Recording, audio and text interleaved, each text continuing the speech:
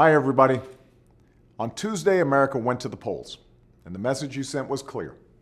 You voted for action, not politics as usual. You elected us to focus on your jobs, not ours. That's why I've invited leaders of both parties to the White House next week, so we can start to build consensus around challenges we can only solve together.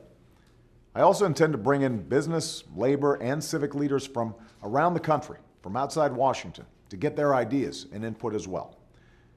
At a time when our economy is still recovering from the Great Recession, our top priority has to be jobs and growth. That's the focus of the plan I talked about throughout the campaign. It's a plan to reward businesses that create jobs here in America and give people access to the education and training that those businesses are looking for. It's a plan to rebuild our infrastructure and keep us on the cutting edge of innovation and clean energy. And it's a plan to reduce our deficit in a balanced and responsible way. This is even more important because at the end of this year, we face a series of deadlines that require us to make major decisions about how to pay down our deficit. Decisions that will have a huge impact on the economy and the middle class, not only now, but in the future. Last year, I worked with Democrats and Republicans to cut $1 trillion worth of spending, and I intend to work with both parties to do more. But as I said over and over again on the campaign trail, we can't just cut our way to prosperity. If we're serious about reducing the deficit, we have to combine spending cuts with revenue. And that means asking the wealthiest Americans to pay a little more in taxes. That's how we did it when Bill Clinton was president, and that's the only way we can afford to invest in education and job training and manufacturing, all the ingredients of a strong middle class and a strong economy. Already, I've put forward a detailed plan that allows us to make these investments while reducing our deficit by $4 trillion over the next decade. Now, I'm open to compromise and new ideas, but I refuse to accept any approach that isn't balanced.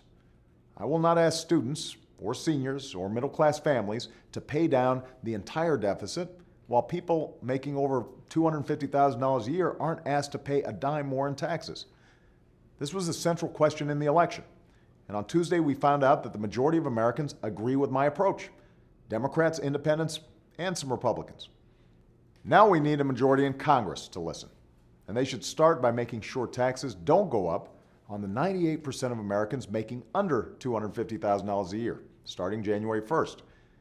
This is something we all agree on, that taxes on middle-class families should not go up. Congress should permanently extend the middle-class tax cuts right now, even as we negotiate a broader deficit reduction package. It's a step that would give millions of families and 97% of small businesses the peace of mind that will lead to new jobs and faster growth.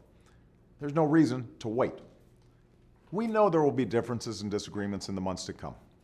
That's part of what makes our political system work. But on Tuesday, you said loud and clear that you won't tolerate dysfunction or politicians who see compromise as a dirty word. Not when so many of your families are still struggling.